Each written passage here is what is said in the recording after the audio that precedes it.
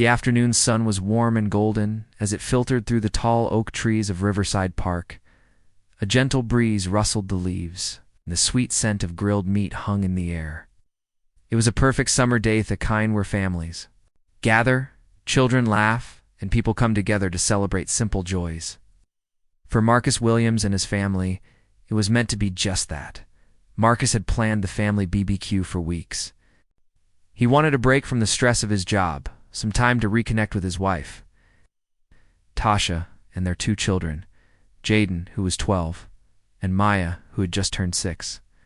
He also invited his sister, his cousins, and a couple of old friends from the neighborhood. In total, there were about 20 kids playing tag in the open field, adults chatting around picnic tables, and someone always flipping burgers on the grill. Everyone was in good spirits. Jaden was showing off his football skills. Maya was chasing bubbles with her cousins, and Tasha was laughing as she helped dish out plates of food. Marcus stood near the grill, flipping ribs and sausages, his apron reading Grill Master in big white letters. No one saw the police car at first.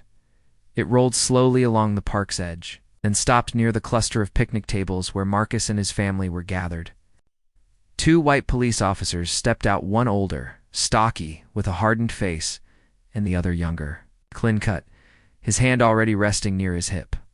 The music was soft, barely above conversation level, and there was no alcohol. Marcus had made sure of that. Still, the presence of the officers sent a wave of tension through the group.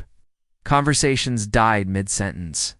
People glanced at each other, unsure. The older officer approached. "Afternoon," he said, voice flat, almost rehearsed. "Got a call about a disturbance in the park. Some neighbors reported loud music, suspicious activity, possible drinking." Marcus stepped forward, calm but firm. "Afternoon, officer. I think there's been some mistake. We're just having a family BBQ. Nothing illegal happening here." The officer's eyes scanned the group. Black faces, children playing, a grill smoking. He didn't look convinced. "Mind if we take a look around?" the younger cop asked, already stepping past the tables without waiting for permission. Marcus's jaw tightened, but he stayed composed. "You're welcome to look, but I'd appreciate it if you were respectful. This is a family gathering." Tasha stood up, moving closer to her husband, concern etched on her face. Others in the group started pulling out phones. They knew how these things could go. The officers began walking through the setup, peering into coolers, lifting lids from serving trays. One officer picked up a red plastic cup and sniffed it. "It's just soda? No IDs being checked?" the younger one asked. "Looks like a large group. Any permits for this event?" Marcus sighed. "Sir, this is a public park. We're using the open picnic area like anyone else. There's no permit needed for a family BBQ under 25 people." The older cop grunted. "Mind showing me your ID?" Marcus nodded slowly, reached into his pocket, and pulled out his wallet. But instead of just his driver's license, he also held out a leather badge holder and flipped it open. Detective Marcus Williams, City Police, Internal Affairs Division. The older officer blinked. The younger one froze. "I'd be happy to show." "You both IDs?"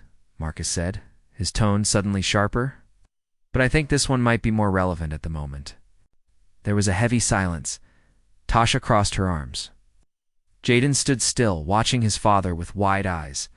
Other family members stepped closer, phones still rolling. The older officer cleared his throat. "Didn't know we had company?" he mumbled. "You could have just said something." "I didn't need to," Marcus replied. "You came in with assumptions, not questions. You didn't approach with respect, didn't even verify anything before deciding we were a problem." The younger officer, clearly uncomfortable, stepped back. "We were just responding to a call," Marcus cut him off. "A vague noise complaint doesn't give you the right to treat a group of people, especially black families, like suspects. You assumed something was wrong the moment you saw us." The older officer's face darkened. "No need to get defensive, detective. We were just doing our job." Marcus took a slow breath. "And I do mine too. I've spent 15 years in law enforcement. I've worked cases that changed this city. I've also seen how bias poisons our system.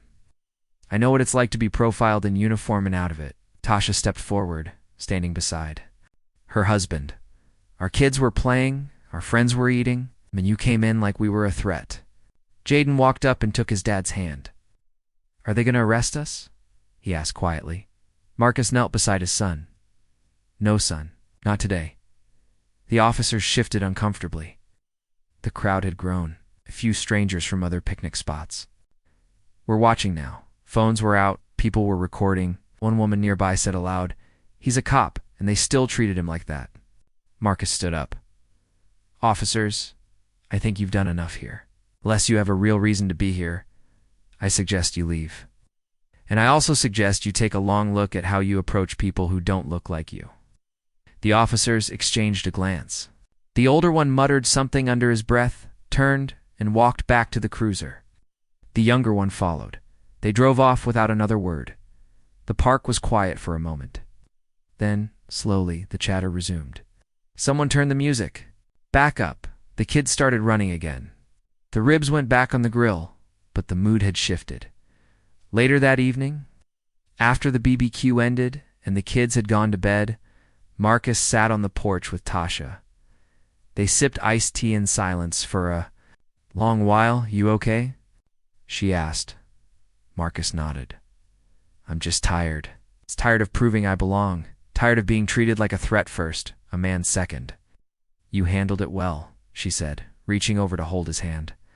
I shouldn't have to handle it, he said quietly, not in front of my kids. Not on a day meant for family. He looked out at the quiet street. You know the worst part? If I didn't have that badge, if I wasn't one of them, it could have gone differently. But you do have it, she said. And you used it, not to scare them, but to show them they were wrong. That matters. Marcus nodded slowly. Maybe it does. Maybe one of them goes home tonight thinking. Differently, maybe not, but at least Jaden saw it. He saw me stand up without losing control. He saw that power isn't about yelling or pushing. It's about truth. Tasha smiled. You taught him something important today. Marcus leaned back. I just wish he didn't have to learn it like that. A week later, the incident made local news not because Marcus wanted it to, but because someone's video went viral. The clip showed the officers questioning the family, then freezing when Marcus pulled out his badge. The headline read, Off Duty. Detective stands up to harassment at family barbecue. The department issued a statement promising retraining and reflection. The officers were not named. Marcus didn't ask for that. He wasn't out for revenge. But he was asked to speak at a city council meeting about racial profiling in public spaces. When he stood before the crowd, he didn't speak with anger. He spoke with experience. I'm a black man, a father, and a detective, he said. I know how it feels to wear a badge and still be seen as a suspect. We talk about justice, but justice begins with how we treat each other every day. In the park, on the street, in our hearts. The room was silent. Not because people didn't know these things, but because hearing them from someone inside the system made them harder to ignore. Marcus didn't want applause. He didn't want to be a symbol, just wanted his family to be safe. And he wanted his son to grow up in a world where a barbecue in the park didn't come with suspicion. Back home, Jaden asked him once, will it happen again? Marcus looked into his son's eyes and said, maybe, but next time you'll know what to do. You'll stand tall. You'll speak truth, just like we did. Maybe that was enough for now.